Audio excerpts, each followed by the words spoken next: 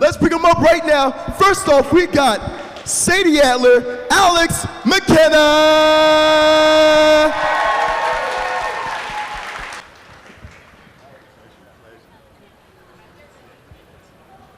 Next up, we have Micah Bell, Peter Blomquist. Give it up for him. Who we got next, Mark? We got John Marston, Rob Wiethoff. Even with a beard, he looks so smooth. Who's Next up, we got Javier Escuella, Gabriel, Sloyer. I'm loving this. Who else we got, Mark? We got Bill Williamson, Steve J. Palmer. I love that hat. Oh man, we got my man himself, the Dutch Benjamin Byron Davis. Yeah. All right. And last but not least, we have the man himself, Arthur Morgan, Roger Clark.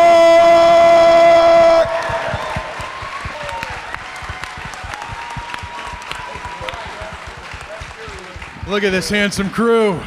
Look at them. Oh, this is awesome, man, seriously. Welcome, guys, welcome to the Great Philly Comic Con. How you guys enjoying the convention so far? Loving it. It's great. Absolutely loving it. We're enjoying it. Yeah, nice. Now, real quick question for those, this is to all of you, for those that don't know you, except for hardcore gamers, of course, give us a background story of your life, your career, just pretty much how you got into the business of acting. I'll go first. Yeah, thank you. So, hi everyone. Thank you so much for coming. It means so much to us, and it's been amazing. To answer your first question, just the outpouring of love and support from all you guys, and when you take the time to come out here and tell us how much the game means to you, it means so much to us. But anyway, my name's Roger Clark. I've been a professional actor for 19 years. I started out in theater and voiceover with a little bit of television and film, and I had the pleasure of doing my first video game maybe about a dozen years ago. And they'll all tell you, we worked on Red Dead 2 for 5 years. Although some of these gentlemen worked on the first one a lot longer than that, and they'll fill you in on that. But thank you for coming. No, thank you. I have to agree with Roger. We appreciate that you guys, the fandom for Red Dead is so intense, and you guys have been coming up to the table, and we love each and every one of you, especially all of you that are cosplaying so wonderfully, and it's made our weekend fantastic and splendid. For those of you who really don't know me, my name's Steve J. Palmer. I grew up in Daytona Beach, Florida, and I got into stand-up comedy starting when I was 16 years old, doing impressions, and my dad helped me write my first stand-up act. I did it through high school. I auditioned, got a theater scholarship. I went to college at University of South Carolina on a theater scholarship, and I went from there, did regional theater up and down the Eastern Seaboard. Eventually, in 2004, I moved to Los Angeles, and I basically got acting coaches, do a thing like get headshots made, and you audition, take classes, audition, and eventually I auditioned for Red Dead, the original game, on a very rainy night, one weekend before Christmas of 2008, and I got the part of Bill Williamson, and I feel blessed ever since. So that's kind of my story, Awesome. What's up? Short but sweet. My name is Gabriel Sloyer. I play Javier Escuella, and also fans might know me from GTA 5. Oscar Guzman, Trevor's the guy who teaches Trevor to use the airplane, make the shipments. You know what I'm talking about. Fun fact, my father's an immigrant, just like Javier's an immigrant. His name is Javier, and my grandfather's name is Javier. So that makes me either Gabriel or Javier the Third, depending on how you look at it. And you might also know me from Narcos, Power, recurrings on Power, Limitless, Blacklist, Jessica Jones, some other TV show. Also started in theater. And it's great to be here, like everybody's saying. It's fantastic to meet you guys. Thank you very much. Thank you.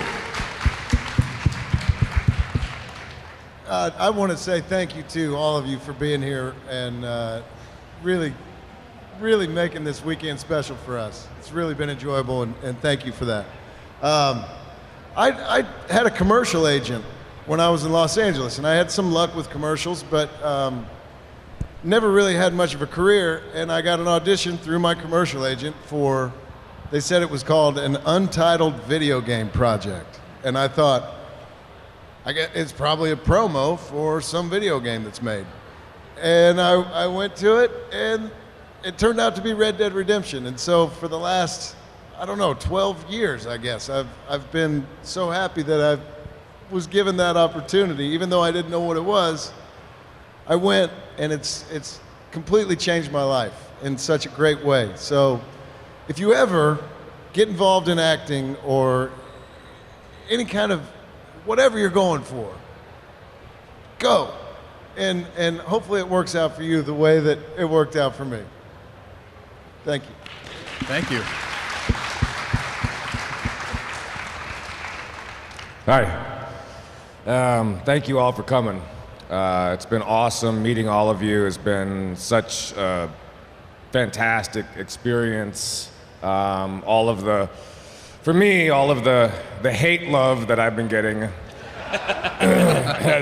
has been awesome, actually. So thank you for that. You earned it. You earned it. Thanks. But yeah, I'll sort of mirror what Rob said regarding getting involved in the project. For example, it was a random audition, and what the hell it was for. Then I didn't hear anything for like 6 months, and I got a call, and I still didn't know what the hell it was for, because I didn't remember doing the audition. I didn't know what the audition was for. So, and then I showed up, and then lo and behold, 5.5 years of working on the project, and meeting all these relatively decent people. No, fantastic people, and becoming such great friends with all of them, and then of course being able to come here and get to know all of you guys. So thank you for coming. It's been great.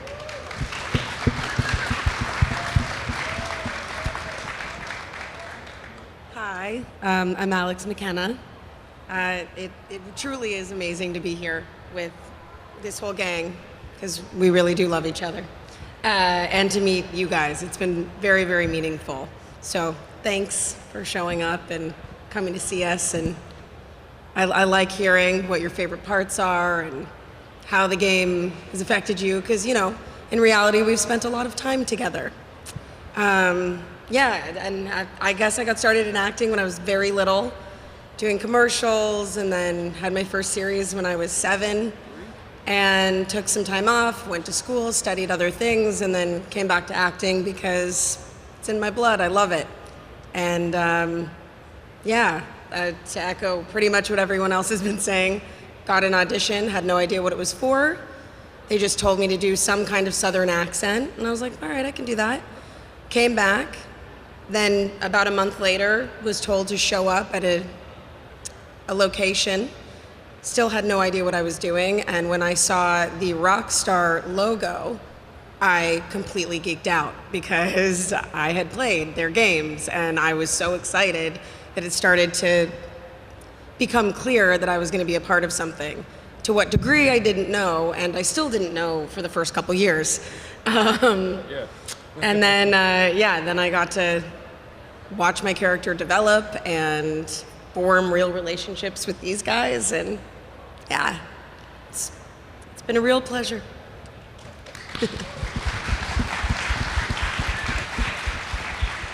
Hi, I'm Benjamin Byron Davis. I guess I started acting as a kid doing children's theater in Boston, where I grew up. Got my degree at NYU, Tisch School of the Arts.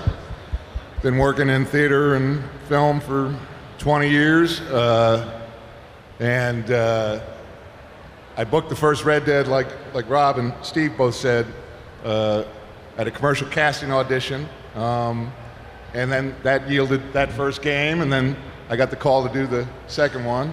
I was hoping we'd do a good job. I think we've done okay. Thank you. And we were at it so long, some of you might have seen Ant-Man and the Wasp, some of you might have seen the Belko Experiment, but in the time it took for all of us to make Red Dead, I was lucky enough to do 2 other movies that got on video before this game even came out. But I'm real pleased, we all are, to be here with all of you. All the work we did, all the time we put in, it wouldn't mean a thing if it wasn't for you. So thanks for having us. Again, thank you very much. You know, it's so funny. There's so much talent in one sitting right now, man. What was it like working with each other? What was it like working at Rockstar?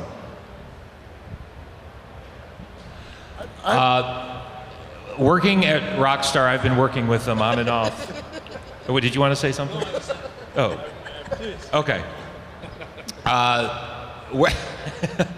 Working at Rockstar, on and off for 10 years, it's an amazing experience that we mostly can't talk about, but it was, I love these guys like family, and we certainly learned so much about ourselves and our characters, where all we had to communicate with was each other. You know, no one knew what was going on but us, in secrecy for a big handful of years. I'd say about 5.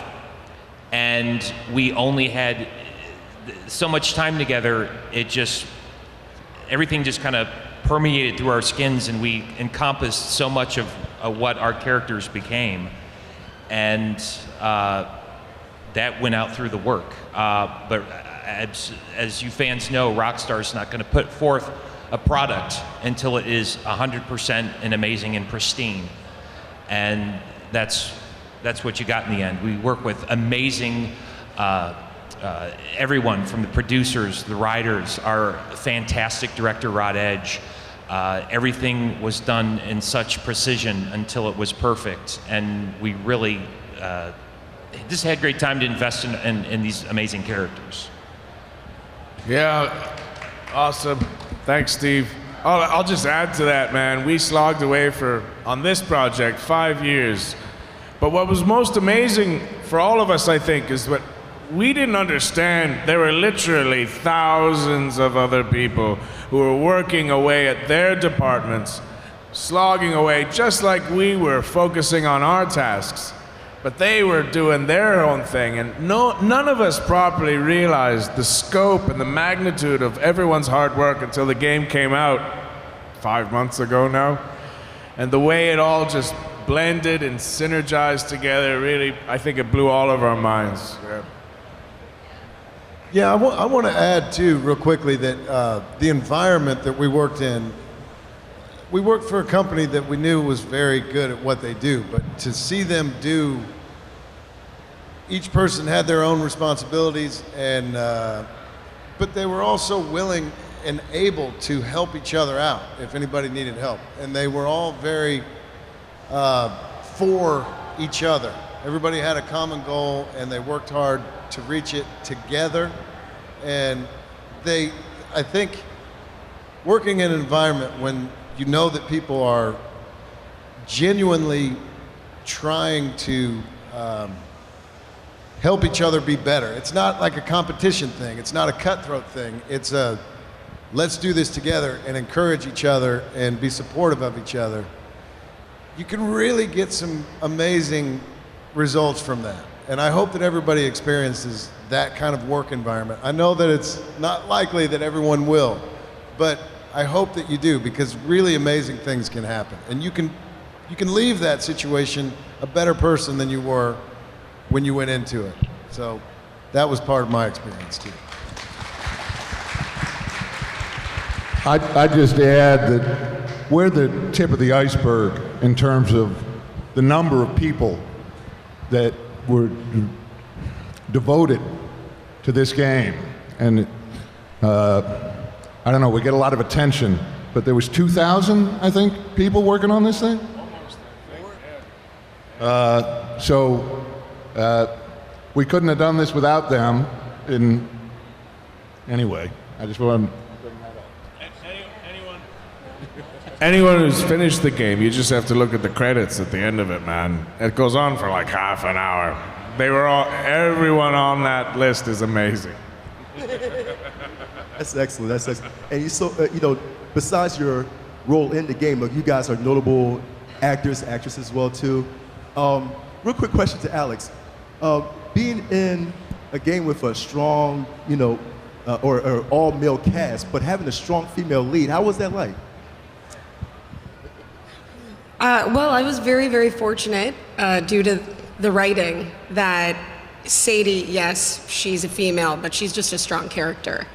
And I think Rockstar did something that is rather unusual in the gaming world, where my character has an incredible arc. She starts out, she's basically lost everything. She's vulnerable, she's in a bad way, and becomes this incredible badass. And because Rockstar just let her be a strong character and not just a strong female, she's not a love interest either. There's a really wonderful friendship and mutual admiration and respect that they foster throughout the story. And it was pretty awesome. For me, Alex, I loved being, the one lady in the gang. These boys are our family. We just had a blast, and all consummate actors. I couldn't have had a better cast to play off of. We're really, really fortunate. I know we've said this to some of you individually, but doing the scenes together was like performing theater in the round. And so we were in a studio that looks a bit like what we're sitting in now, except cameras everywhere. We're wearing what I like to call scuba diver superhero suits, which were just, dressed in tight black jumpsuits with these motion capture balls all over us, and helmets, cameras, so we're basically in close-up the entire time, which is why our characters resemble us so much, essentially. That leads to a question. I'm sorry. I wanted to just bounce off what you just said. One of the things I was wondering about is being veteran actors of stage and screen and TV and all these various other media. What are some of the intrinsic challenges that you encounter when doing a video game as opposed to those others? I'm just going to say one: hugging. Hugging is a problem because you have so many wires. And so you're like, oh God, we got to cut. I'm stuck. Can somebody get me off? So I called it the tusk. We had a thing coming off the side of our helmet. We had a helmet on our head, had our character's name, or our name, on it, and then this big arm coming off of it with a camera about here. So we were gonna do a scene together. I've got this tusk off of my head, she's got this tusk off of her head, and if we want to get close, we got to go in or out, poke each other in the eye. Yeah. You don't have to deal with that on a film set or on stage. So all in all, you would say it's probably a little more difficult in some of the logistic. It's an adjustment. Aspects. Yeah. One of the challenges was our set would be dimensionally accurate, but it would literally just be rigging and pipes.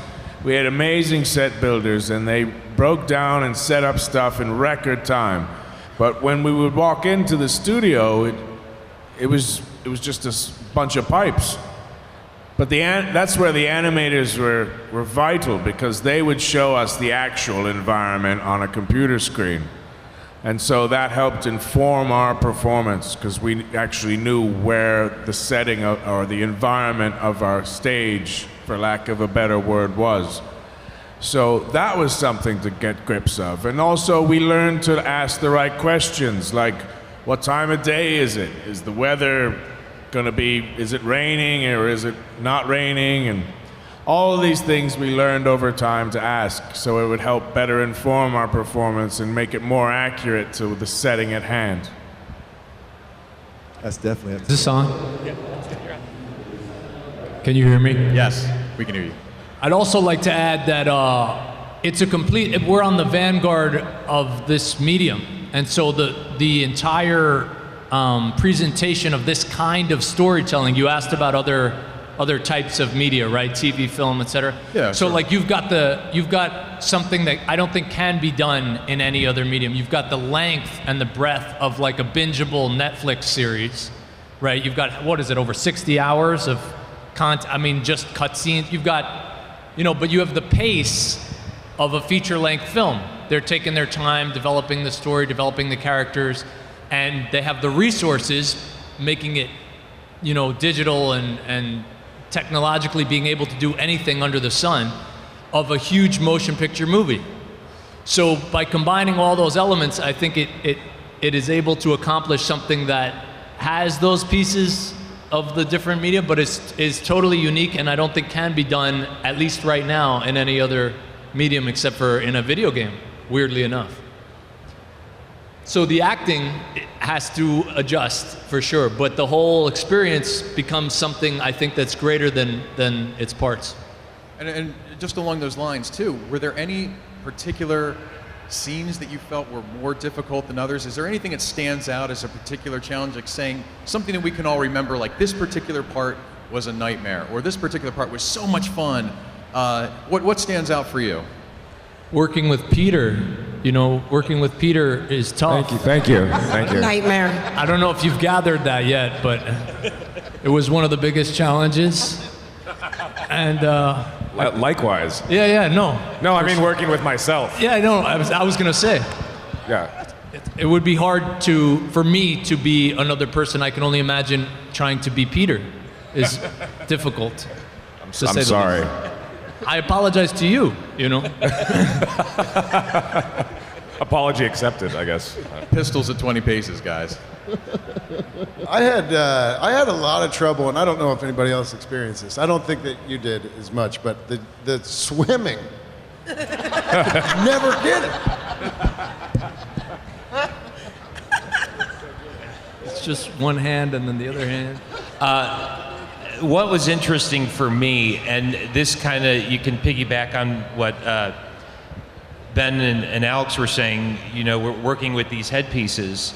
A lot of the time, we're doing 90+% of our own performance capture. There's some big things where we had doubles or stunt people, so we could hurt ourselves. But there was one scene early on in the first year of doing it where I think it was one of the scenes, I believe it was in Valentine, if I'm not mistaken. And we were doing an action scene, and I was working with Noshir Dalal, who plays Charles. And if anyone follows him on social media and watches him work out, the man is a beast.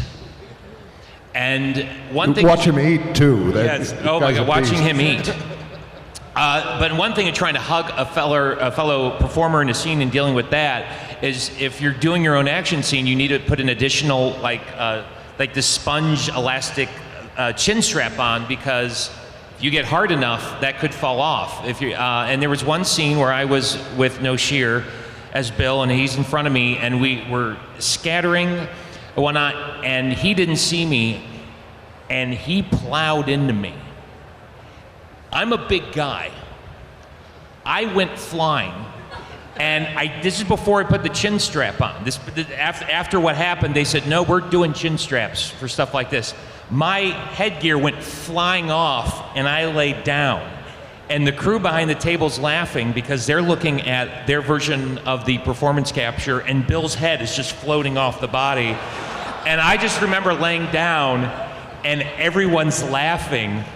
And Noshir's looking around, had no idea what happened, and just turned, where's Steve? And looked down, and it was like, ah! And I was laughing too, but yeah, so that's a different element.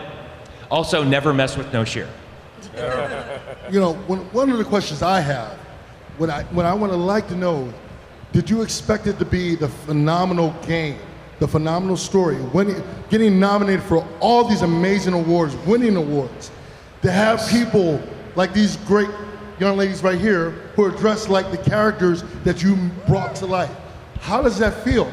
Stand up, let everyone see you guys. Yeah. Nice. Okay?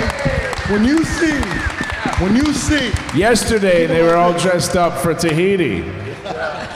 So when you see people like these great cosplayers who are dressed up as characters that you all brought to life, how does that make you feel? Really, like, what's it like? Where's Dutch? Don't worry, he has a plan. It means so much. I mean, we did it for you guys. We worked hard and we tried to do the best job that we could. So when you take the time out of your schedule to tell us how much it meant to you, it means so much. And speaking as a newcomer, you know, Steve, Rob, and Ben, we wouldn't be here if it wasn't for those guys. And yeah,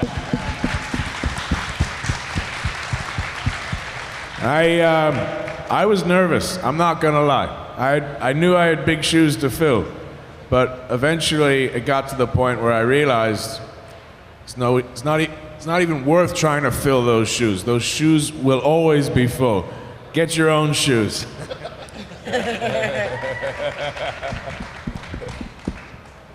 Real quick question. We got a couple more questions before we actually invite the audience to ask some questions to the cast. One question particularly to Ben. I know you was involved, besides acting, you was a writer, you was also a director. Is there any advice for those that want to you did so much, but is there any advice for those that want to get into the same field that you do, writing and directing as well? Do it would be the first. I think that a career in the arts is its own reward. And in terms of starting, I think Rob said this the other day, maybe in Kuwait. Don't wait for permission. Just get to work. And I've already seen the art that a lot of you have done. This fan art is overwhelming. But in terms of acting, wherever you live, there's going to be a community theater. Audition. You have a phone, it's got a camera, better than the camera I had when I was a kid. Make a movie. Put it on YouTube. Don't wait. Get to work. That would be my advice. The other thing I would say about a career in the arts, a lot of people talk about being an actor and getting rejected. It's the wrong way to look at things. You can help with some projects, you can't help with others. I don't think there's another person that could play Sadie. I know it. I don't think there's another person that could play Dutch. I know it. It's my part. Sadie's her part. Go get your part. There's a part out there for you. And don't get disappointed with rejection, because it's not rejection. It's part of the process. And this is kind of corny, but you know, Dutch always said he had a plan. The plan was to keep moving. And if your career in the arts is not where you want it to be, keep moving. The arts don't owe me anything. The arts don't owe you anything. We owe ourselves to it. So dedicate yourself to it.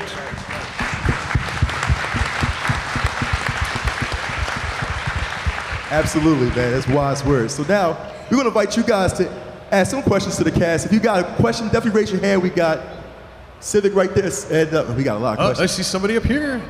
I see somebody up here. And they're the bad guy wearing the black hat. This is going to be you. Stand on up, stand on up. Tell us your name and ask a question, please. Hi, I'm Sam. My question is, I don't know if you guys are allowed to talk about this or not, but were there any parts that got cut from the game that you wish had not got cut? Excellent question. I'm sorry, did you say there are parts of the game that got cut? Were there any particular scenes that got cut that didn't make it that you would have preferred that were installed in the game? Anything was left on the cutting room floor? I was really funny most of the time. Nobody knows that. Too. I wonder what happened there. I fought off wolves when we rescued Rob, I had a whole wolf fighting scene. I would like to see that. Wouldn't you like to see that? Let's write some letters. See if we can get that back. Also, I don't know if this piece of dialogue came in, but I was talking with Dutch. I don't know, maybe you guys would know better than I do, and it was some kind of meta satire on gaming. And I'm like, Dutch, what's going on? And he's like, yeah, you know how you stick with the arts, you know, I have a plan. And I'm like, it just seems like we're running, and then we stop, and then we run again, and then we stop, and sometimes we pick up things, and then we stop. And I had this whole dialogue about just being in a video game. It felt like I keep running, and then I press pause, and then I stop. I don't know if that made it in, but it was really funny. Nice, nice. All right, we have another gentleman right here. When stand up, give us your name and ask your question, please. Sure, my name's Roy. As far as when you're doing this dialogue and everything, did you guys get the script ahead of time? Because I know when I played the game, Chapter 5 hit me kind of hard. I mean, you know, I've been working very hard, and then Chapter 5 hit. And I played it very early on, so I couldn't talk about it with my friends at work because that was very traumatizing to me. So I wonder how Chapter 5 hit you guys and when you found out about it. What happens in Chapter 5? Come on. We would typically get our scripts about a week in advance when we were doing performance capture, which was most of the job. And then maybe 10, 15% of it was in the booth. And then we would get that on the day. But yeah, a week in advance, and we would prepare. Like Steven said, you know, we didn't want to spoil it for any of the fans, so everything was really secretive. So we had no one to talk about it except with ourselves. So we really did a lot of prep work, and we had the luxury of being able to work intensely with each other and getting to know each other's characters and starting to understand the motivations of them. So that was kind of invaluable. So in a ways, the NDA was kind of a double-edged sword. It was actually a benefit as well as what could be conceived as a hindrance in some ways. All right, thank you very much. All right, we got another question here. I'm actually asking for my daughter, Zoe. It's a question for, well, it's a silly request for Rob and Roger. Would you mind delivering a line in your character from the game? The line from Toy Story that Woody said, "There's a snake in my boot." My goodness, I don't remember how I said it. You didn't. Woody, Tom Hanks said it. Toy Story. You what? Are you trying to be funny now? There's a snake in my boot. No, that's the other boot. Yep, there's a spider in the other one. This is probably why it took us 5.5 years to make this game. All right, guys, one more right here. What's your name? What's your question? I'm Patrick, and my question is pretty general.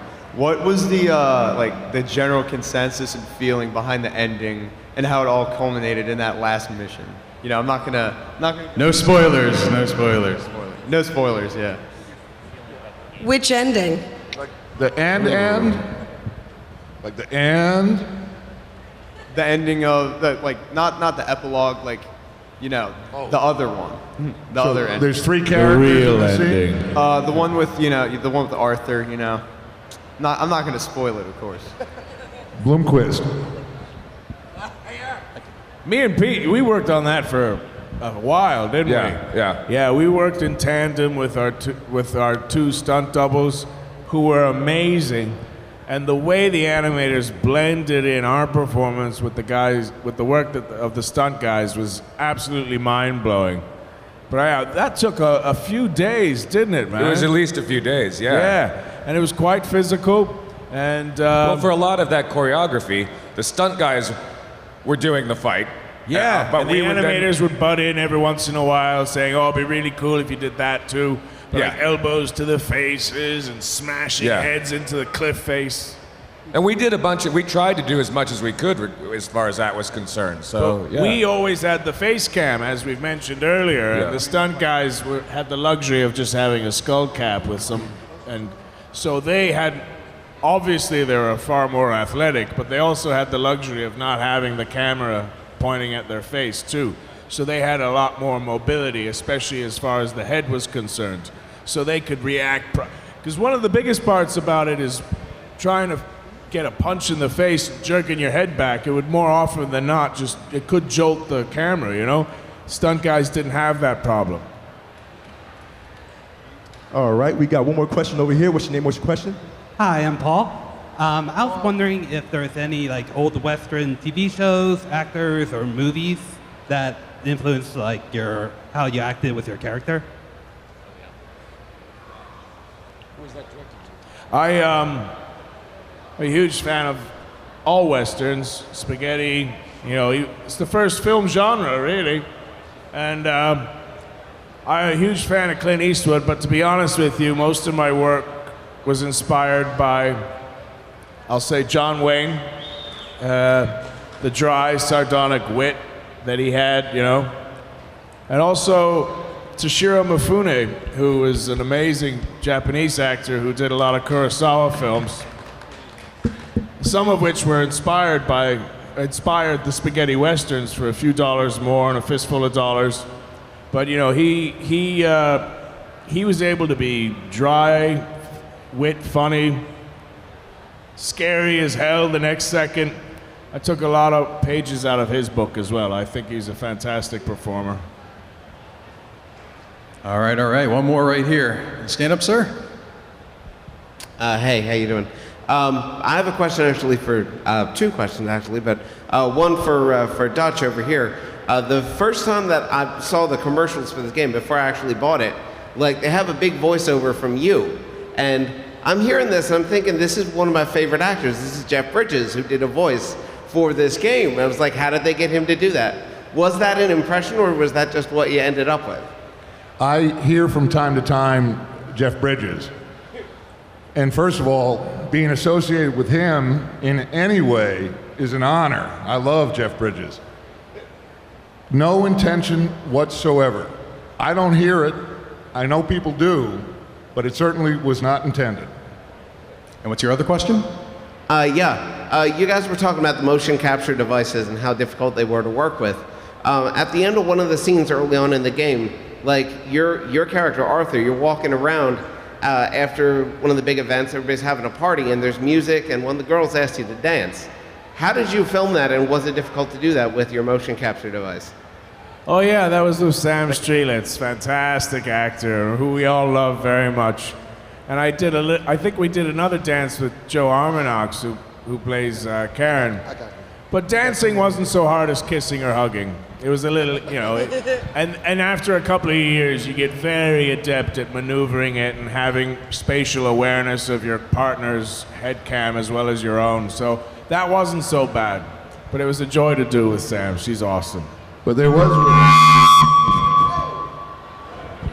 Good job, Dutch. Hello. That's not my fault. There's no speaker near me. I just wanted to bring up Kylie Vernoff, who plays Miss Grimshaw. I got to dance with her. It was my great honor to do. It was my great honor to do so. And she had to look at my chest instead of in my eyes, because I'm much taller. I'm 6 inches taller than Dutch is. But dancing with her was great. All right, we got one more question over here. What's your name and what's your question? My name is Sean, and I actually have a request for Benjamin. Would you possibly be able to deliver your famous line, "Those damn O'Driscoll boys," for me? Say it again, I didn't hear it. Would you possibly be able to deliver your famous line, "Those damn O'Driscoll boys," for me? Those damn... What am I doing wrong? Am I doing something wrong? Those damn... Come on, sound guy. Yeah, should I try another microphone? The part of Dutch will be played by... Yeah, can you do it again? The line is, "Those damn O'Driscoll boys"? Yeah. Those damn O'Driscoll boys? That's the line you want me to say? Okay. Did I do it?